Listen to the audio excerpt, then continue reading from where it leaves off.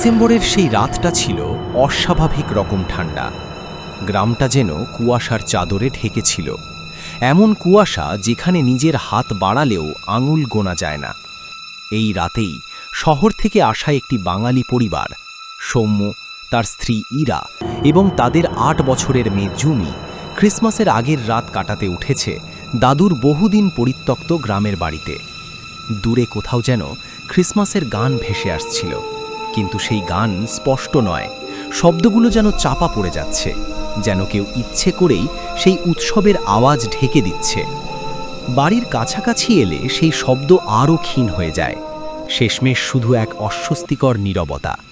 আগুন জ্বালানো ফায়ার প্লেসের পাশে বসে ৩ জন গল্প করছিল। বাইরে হাওয়া বইছে, জানালার কাঠ কাঁপছে। কথা বলতে বলতে ইরা হঠাৎ থমকে উঠে বলে, শুনলে? সৌম্য বলে, এটা তো পুরনো বাড়ি, শীত পড়লে এমন শব্দ হয়। ঠিক তখনই টক টক, জানালার কাছে দুটি খুব হালকা নখ।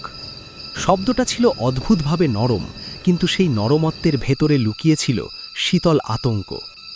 সৌম্য জানালার কাছে গিয়ে তাকায়, বাইরে কেবল ঘন কুয়াশা, কেউ নেই, কিছু নেই।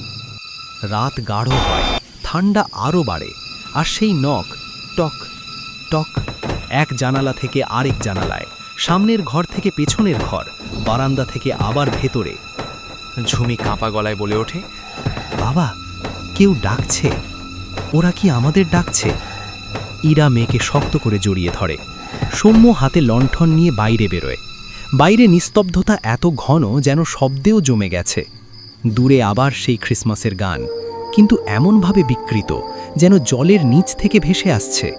হঠাৎ কুয়াশার ভেতর থেকে একজন বৃদ্ধ ধীরে ধীরে এগিয়ে আসে। লম্বা দাড়ি, গলায় লাল রঙের মাফলার, চোখ দুটো অস্বাভাবিক লাল।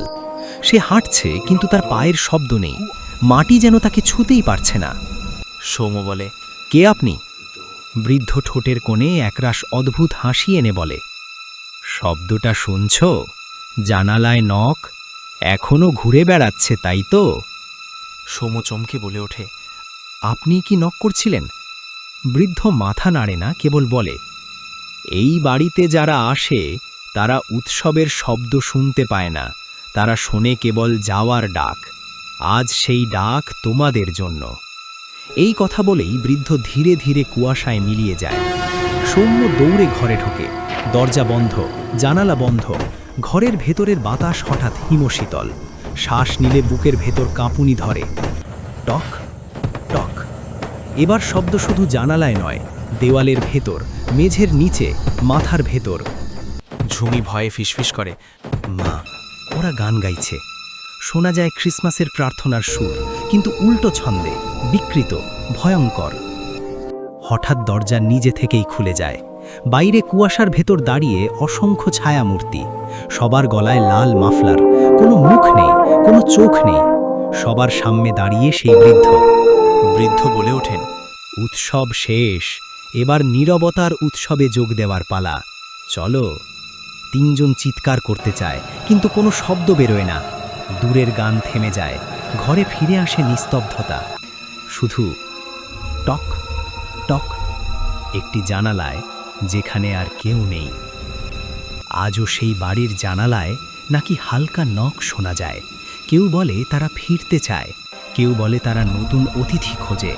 কিন্তু গ্রামের লোকেরা জানে, যেদিন উৎসবের শব্দ চাপা পড়ে যায়, সেদিন দরজা খুলবে না, কারণ তারা আবার নক করছে।